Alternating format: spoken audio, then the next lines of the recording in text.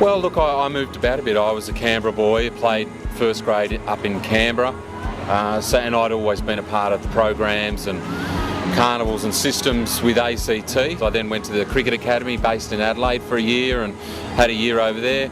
Came back to New South Wales and played 1 year at Campbelltown, and then spent the remainder of my grade career at Manly Cricket Club, which is where we're speaking at the moment. There's always question marks about, the quality of the cricket and the cricketers that are coming out of Canberra, and so I suppose you're always faced with those sort of challenges in terms of an inferiority complex to some degree.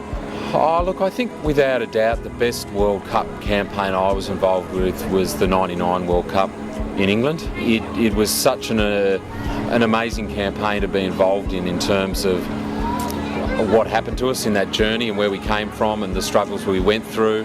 And I did manage to sneak in some Test cricket too, and you can never go past your first Test and your first Test series. So yeah, they were good highlights. And one of the things that I found is that I moved into the Australian team, and for the first part I was really mesmerised and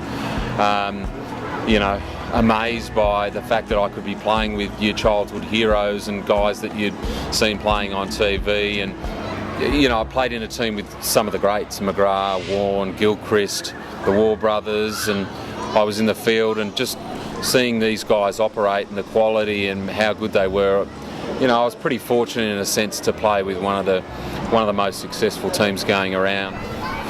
I think indirectly injury probably played a part in not playing cricket anymore. Which is always hard because you're always feeling as though that you can still play, but then other things, family commitments and the body pains, aches and pains take over, and unfortunately we, as cricketers, we can't sort of go on too much longer than sort of late 30s. I went through a bit of pain in the last few years, so it was actually a relief when I called it quits. And I moved into other ventures and business stuff and eventually a bit of coaching, and I've enjoyed all that, and no, I've not really looked back or regretted it or missed it.